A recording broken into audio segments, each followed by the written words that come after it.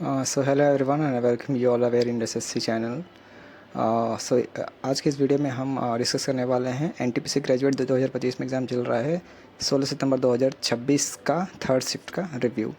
अगर हम मैथ की बात करें तो मैथ में मोस्टली क्वेश्चन इजीली हो जाएंगे।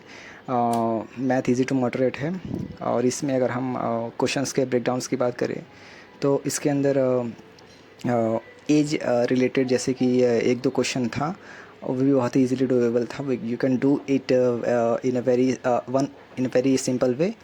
और उसके बाद अगर हम बात करें जैसे कि नॉर्मली एक सिंप्लीफिकेशन से क्वेश्चन था, प्रॉफिट लॉस से और डिस्काउंट से भी एक था, और एसआई से एक था, सिंपल इंटरेस्ट से था, सीआई से भी क्वेश्चन नहीं था। और फादर एंड सन से रिलेटेड जो क्वेश्चंस होते हैं, जैसे कि ये 5 साल बाद उस फादर उसकी सन के 4 गुना है, तो उस 3 साल पहले उसका 2 गुना है, तो वैसे करके फर्स्ट एज ऑफ सन निकालने वाला क्वेश्चन। और एक क्वेश्चन जैसे फादर और सन से था, जैसे कि ये वाला। इसमें जैसे होता है कि फादर है अपने 2 बच्चों के लिए बैंक में एफडी करवा देता है कि कुछ साल बाद उनको जैसे कि 4-5 साल बाद उनको equal amount of equal amount मिलेगा, उस तरह के क्वेश्चन। फिर उसके बाद है एक हाइट एंड डिस्टेंस से क्वेश्चन था, जिसमें कि और उसका जो है ये वाला, बट इसका ऑप्शन मैच नहीं कर रहा था, जैसे कि इसमें मैंने बनाया भी है। फिर ट्रिग्नोमेट्री से एक भी क्वेश्चन नहीं थे, और जियोमेट्री से एक क्वेश्चन था, जिसमें कि एक ट्रायंगल था जिसमें कि ये भी डायमीटर दिया था, और इसके अंदर डायमीटर देने के बाद फिर सी ए डी और सी बी डी का एंगल का डिफरेंस पूछा था, जो कि बहुत ही ईजीली है। अगर हम ओवरऑल बात करें तो मैथ जो है वो मोस्टली डूएबल है। यू कैन अटेम्प्ट, जैसे कि आउट ऑफ 30 क्वेश्चन होते हैं इसके अंदर, तो you can do around 25 to 28 question easily कर सकते हैं, जिसमें कि कोई भी दिक्कत नहीं आने वाली। बट अगर if you do in second floor then you can do almost every question. Okay then now, और अगर हम रीजनिंग की बात करें तो रीजनिंग में भी ऑलमोस्ट क्वेश्चन डूएबल हैं, इजी टू मॉडरेट हैं। जैसे कि नंबर सीरीज़ के बहुत ही इजी क्वेश्चन है, +4 करके जा रहा है, और ऐसे हमको लास्ट नंबर निकालना है। ऐसे 2 दिन क्वेश्चन थे, और हमें कैलेंडर से एक भी क्वेश्चन नहीं मिला है, पजल से एक भी क्वेश्चन नहीं मिला है। और जैसे एक पजल से इस तरह का क्वेश्चन हमें मिला है, जिसमें कि जो हमेशा आता है, जैसे कि अगर आपने टेक्नीशियन दिया हो तो उसमें भी था, और इसमें भी है, जो कि 2 क्वेश्चन था इसका। और ब्लड रिलेशन से भी हमारे 2 क्वेश्चन थे जो कि इजी थे। और उसके बाद एक वीक टाइप का क्वेश्चन था, जिसमें कि वीक और बिल्डिंग में, जैसे कि मंडे को कोई काम पे जाता है, फिर ट्यूसडे को, फिर वेडनेसडे को, ऐसे करके। उनका सीरीज़ में पूछा था, फिर पूछा था कि इनमें से इससे ये वाले वीक से पहले कितने बंदे गए, इस वीक से बाद कितने बंदे गए। वैसे ही सेम बिल्डिंग वाला भी, जो कि बहुत ही ईजी था। फिर अगर हम सर्कल की बात करें तो सर्कल से सिटिंग से रिलेटेड क्वेश्चन था, कि 7 लोग को बैठाना होता है, फिर उसमें पूछ रहा था कि इसका पोजीशन इसके रिस्पेक्ट में कितनी होगी। ये भी ऑलमोस्ट क्वेश्चन डूएबल है, इजी टू मॉडरेट है। Okay, now if we talk about जी इसमें कैसा रहा, तो इसमें आप इजीली 25 to 30 क्वेश्चन कर सकते हैं, जिसमें कि कोई दिक्कत नहीं आने वाली। एक आधा सोचेंगे तो आ जाएगा।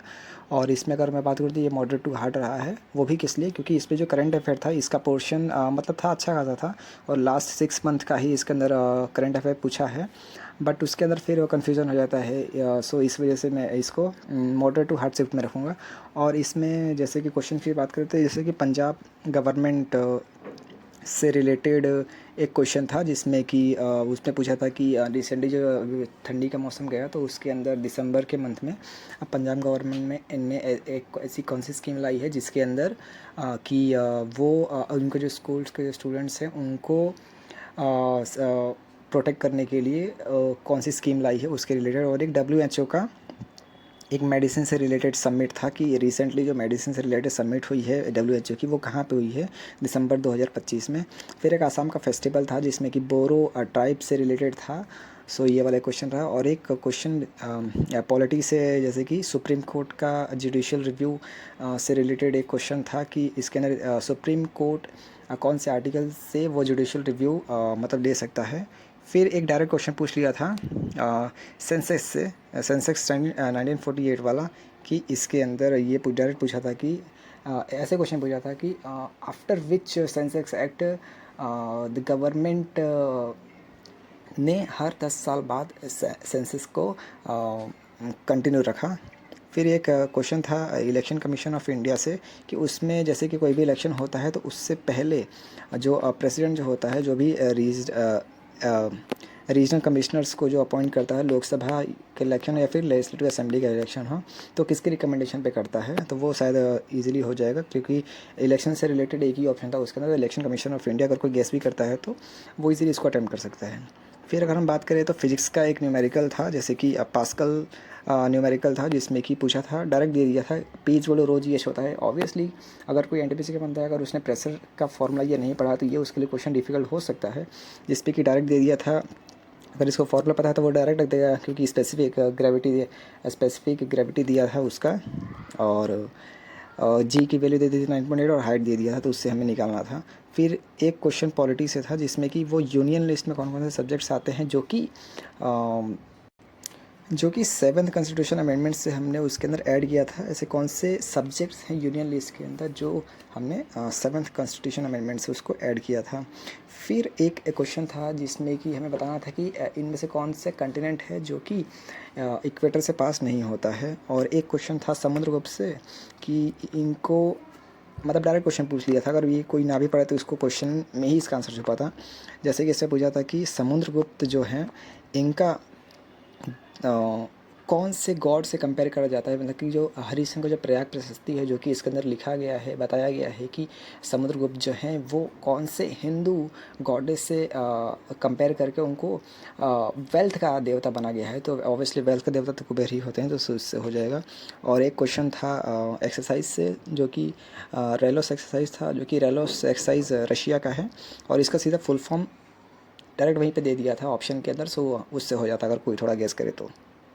फिर एक क्वेश्चन था एलपीजी रिफॉर्म से, जो 1991 में होता है। एक्चुअली वो ऐसे नहीं पूछा था, इसमें पूछा था कि प्री एलपीजी, मतलब एलपीजी जब लगा नहीं था तो उससे पहले जो भी क्या लिमिटेशंस थी जिसके वजह से एलपीजी रिफॉर्म के आने के बाद चेंजेस हुए, मतलब कि 1951 के बीच में जो भी चेंजेस हुए उसकी लिमिटेशंस पूछे थे, तो वो डायरेक्ट हो जाता।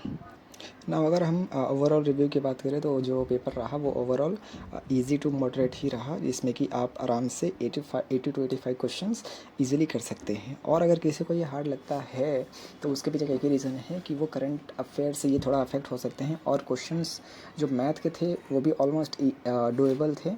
और रीजनिंग में भी मतलब एक फ्लो में तो ऑब्वियसली सारे क्वेश्चन नहीं हो रहे थे, you have to come to this question again and then अगर आप उसको शांत दिमाग से पढ़ते हैं तो you can do it also. So this was all about the 16 March 2026 exam review of third shift. If you have any question, so you can give it the comment section so that other get benefited. So this is all for today. Thank you.